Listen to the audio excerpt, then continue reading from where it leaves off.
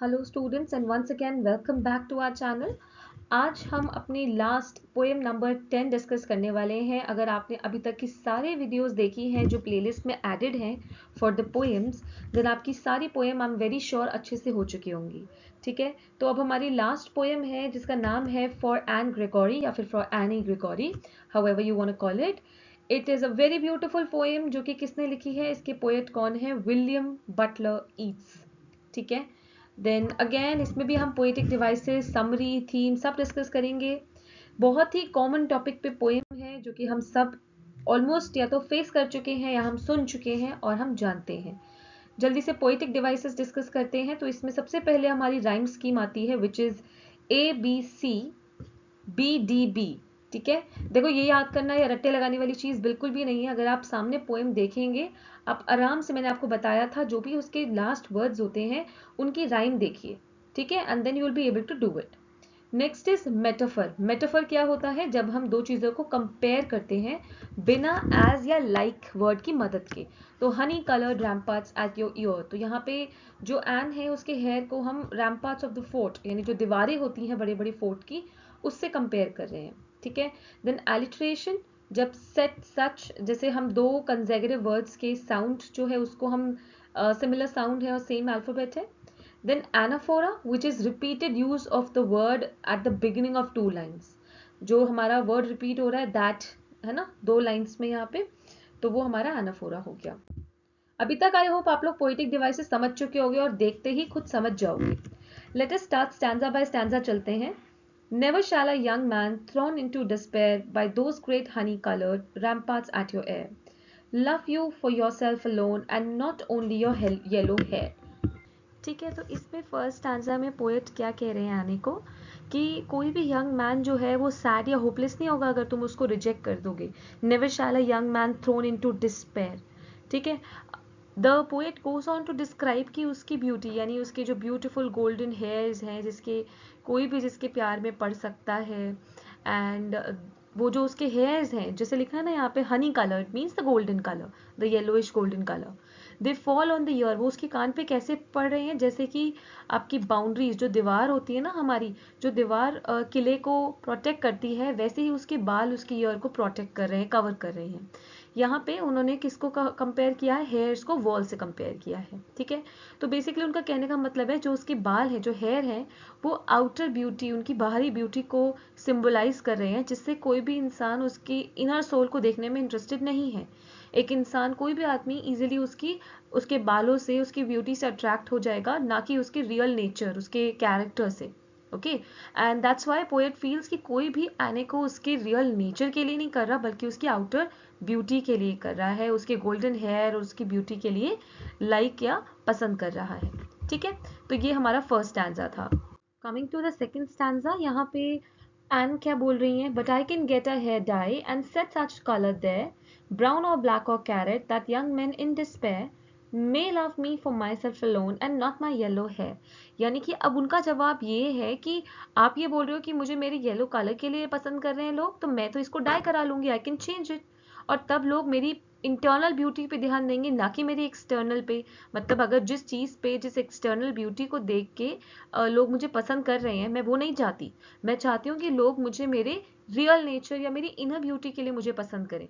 और अगर उसमें ये जो एक्सटर्नल ब्यूटी है वो एक हिंड्रेंस बन रही है, वो रास्ते में आ रही है, तो वो तो मैं चेंज करा सकती हूँ बहुत आराम से। I can get them dyed, black, brown, carrot, कोई भी कलर करा लूंगी।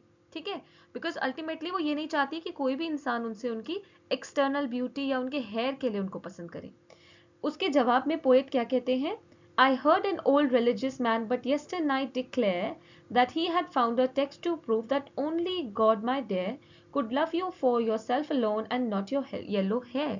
यानी लास्ट स्टैंजा में पोएट ये बोलते हैं आने के थॉट को सुन के, कि देखो जो तुम चाहते हो ना, कि तुम्हें कोई तुम्हारी इंटरनल ब्यूटी या तुम जैसे हो उसके लिए प्यार करे, तो मैंने एक एक रिलीजियस बुक में एक चीज लिखी हुई है जो कि कल एक बूढ़े आदमी ने बोली थी, कि सिर्फ गॉड ही है, सिर्फ ईश्वर ही है जो हमें जैसे हम हैं उसके लिए प्यार कर सकते हैं, ना कि हमारी एक्सटर्नल अपीयरेंस के लिए। क्योंकि इंसान जो है वो तो हमको कभी भी हमारे इंटरनल जो ब्यूटी है या हमारी जो कैरेक्टर्स हैं, ट्रेट्स हैं, उसके लिए कभी प्यार नहीं करेगा, बल्कि हमारे एक्सटर्नल अपीयरेंस के ऊपर जज करके हमको प्यार करेगा, because humans are carried away with the glitter, जितना चीज चमक रही है उसके ऊपर ज्यादा इंसान ज्यादा ध्यान देता है, ठीक है। So only God can love us for what we are and who we are, understood. तो थीम की अगर हम बात करते हैं तो थीम इस पोएम की, अभी जैसे मैंने आपको बोला, बहुत सिंपल है कि ब्यूटी का क्या आइडिया है ना, आइडियल ब्यूटी क्या है और क्या उसका इन्फ्लुएंस है लोगों के ऊपर। पोएम में स्पीकर बता रहे हैं कि एने ग्रिगोर जो है उनके हेयर्स उनकी कैसे हैं, कैसे वो अट्रैक्ट करें लोगों को, और क्या उनकी इनर और एक्सटर्नल ब्यूटी के बीच में अंतर है। और वो ये बताना चाह रहे हैं कि किस तरह से आज के टाइम पे इंसान आउटर कैरेक्टरिस्टिक्स, आउटर ब्यूटी के ऊपर ज्यादा इन्फ्लुएंस होते हैं उससे, ठीक है, उसके लिए ज्यादा उसको एडमायर करते हैं, ना कि बेसिकली लव जो है वो सुपरफिशियल हो चुका है, यानी ऊपरी ऊपरी चीजों से प्यार है। कोई भी इंटरनल ब्यूटी या फिर आपके मन को, आपका अच्छा मन है, अच्छे आप इंसान हो, वो देखने में कोई भी इंटरेस्टेड नहीं है, ठीक है। ये हमारी पोएम की थीम थी, जिसको हम central idea of the poem भी बोलते हैं। अगर आपसे पूछा जाता है इसके अंदर कि कॉम्पिटेंसी बेस्ड क्वेश्चंस की बात करूं तो ऐसे पूछ सकते हैं, हाउ राइट और रॉन्ग इट इज टू जज someone on the basis of their physical appearance. कितना सही या गलत है किसी को उनकी फिजिकल अपीयरेंस पे जज करना, तो ऑब्वियसली आप जानते हैं बहुत गलत है ये चीज, ठीक है। देन आपको क्यों लगता है कि स्पीकर ने मेंशन किया है ओल्ड रिलीजियस मैन के बारे में और टेक्स्ट के बारे में, कि सिर्फ भगवान ही प्यार कर सकते हैं एन को उसके लिए। तो स्पीकर ने इसलिए मेंशन किया है क्योंकि it is so because the speaker wanted to tell Annie that her desire कि जो इंसान उसकी आउटर ब्यूटी ना देखे वो फुलफिल नहीं होने वाली है, ठीक है। वो ये सब हमारे इंसानों के बियॉन्ड है, क्योंकि आज के टाइम पे इंसान सिर्फ बाहरी सुंदरता ही देखता है, ठीक है। Then imagine the poem was written for Anne Gregory brother, जो उनके ब्रदर है, अगर उनके लिए लिखी होती है पोएम, तो would that poem be different from the original one? हाँ, बिल्कुल अलग होती, ठीक है, क्योंकि वो मैन के पर्सपेक्टिव से लिखी होती, right. And then pen down the advice you would think poet persona would have given to Miller Grigor, which who is the brother of any Grigor. तो अगर पोएम जो है वो उनके भाई के लिए लिखी होती तो उनको हम ये मैसेज लिखते कि आप जो है विमेन को उनके एक्सटर्नल ब्यूटी पे जज मत करो, stop rejecting women on their external basis, उनको अंदर से जानो, उनको समझो और उसके बेसिस पे उनको प्यार करो, ठीक है।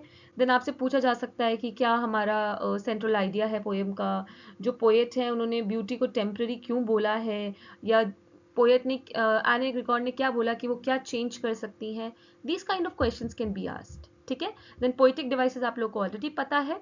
टोन जो पोएम होती है पोएम की, या मूड ऑफ द पोएम, उसके ऊपर मैं एक प्रॉपर एक अलग लेक्चर आपके लिए चैनल पे अभी डालने वाली हूँ आप लोगों के लिए, जिसको आप रेफर कर सकते हैं, ठीक है। So that is all for this and your boards are very near by, so all the very best and thank you for watching the lecture.